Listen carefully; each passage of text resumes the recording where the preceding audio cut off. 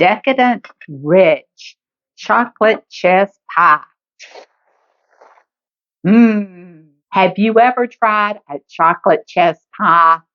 My granny used to make these, and I did not realize how silly simple they are to put together. You'll be super glad you stopped by for this one.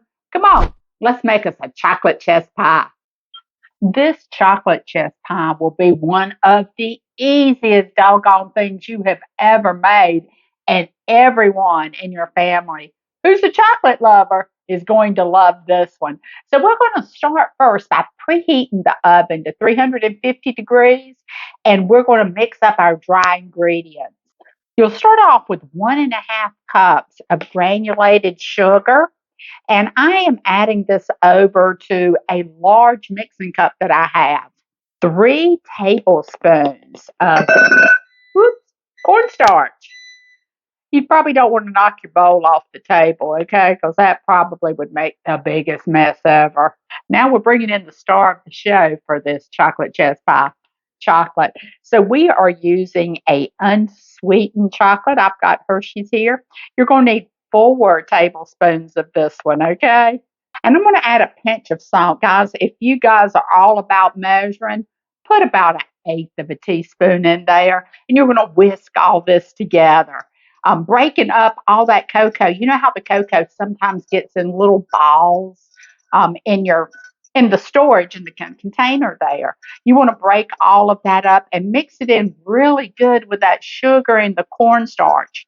Guys, this is going to be the most delicious pie. And you would be so surprised how easy it comes together. Now you will get 4 tablespoons of butter.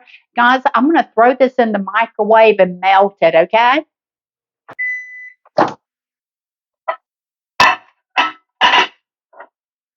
Oh my goodness, how quick was that? I'm going to let that butter sit there for just a moment. We need 2 eggs, and we're going to scramble these up before we add them over to our dry ingredients. So just give them a little scramble.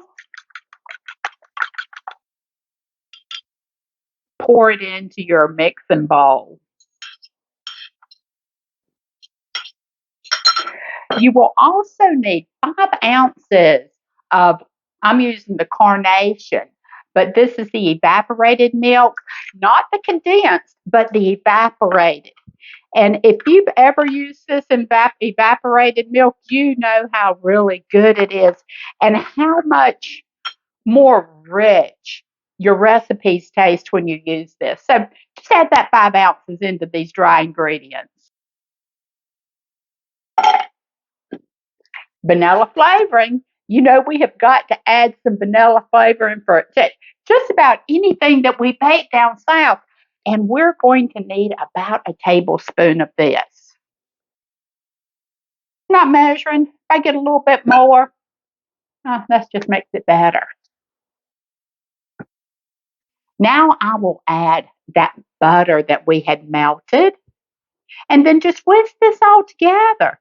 You want to whisk this very good, okay? So make sure all those ingredients are mixed in. This is going to be a delicious pie. And how easy was that? And the ingredients, most of these you have right there in your home. This will make a delicious pie for, well, Sunday or even a weeknight because it's so easy to put together, but also on your holiday table. And guys, when this thing bakes, it is going to have like a crisp crust. Not really a crust, but it's kind of crisp on the top. You'll see it is so delicious. That's mixed really good, guys. Let's talk about our pie crust. So if you want to bake a crust, guys, you go right ahead. You pull out your rolling pin, get your flour, get your pie dish, and you just be that overachiever, okay? Make that pie crust from scratch. And they are delicious, okay? But we don't have a lot of time. So we are using this lovely store-bought pie crust, okay? It will be just as good or almost as good, and that's what we're going to use. If you want to, you grab yourself a fork, pretend like you've made this from scratch, okay? And poke you some holes in the bottom. That just helps the crust to breathe when you're cooking it, okay? I don't even know if it's necessary on a store bought, but hey, if it is, we did it. Just pour your pie filling right into your crust. And we are using, or I'm using, a deep dish. So this is a beautiful pie, guys. I think you need to come over and take a look. You want to scrape all of that pie filling out of that mixing bowl. Guys, we don't want to waste any of this. We need this in our bellies, okay? Look at how beautiful. This beaut is ready to go in the oven. Now I'm going to be baking this one in my Breville 10 in 1, which is like one of my favorite appliances that I have in the kitchen. And when I say 10 in 1, honey, it does 10 plus, okay? And it will bake for 40 to 50 minutes, okay? Until you ain't got a lot of jiggle in it. A lot of jiggle jiggle.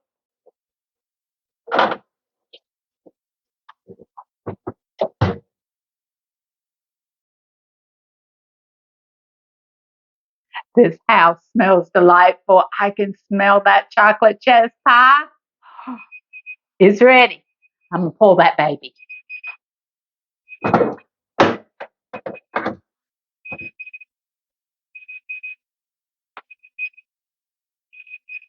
Oh my goodness. We're going to let this sit here and cool a minute and we're going to get into it. Our pie has cooled. Come over. I want you to see the crunchy top that formed on the top of this pie. Can you guys see that? The cracking is normal. So when you fix this in your home and it cracks, don't worry, that's normal. Now let's get a piece of this. Decadent, rich chocolate chess pie. This pie looks delightful. It is so fudgy and moist, and I can't wait to get it in my mouth. I wish I could hand you a piece. Come get it. mm, that's so good, guys. It's so easy. You've got to try this one in your home. Double the recipe. Make two of them and take them around on the holidays to your friends and families as you gather. Guys, I hope you've enjoyed this video. Until next time, you guys take care and God bless. Don't forget, give us that thumbs up. If you're new here, hit that subscribe button and hit those notifications so that you get all of our recipes as they post.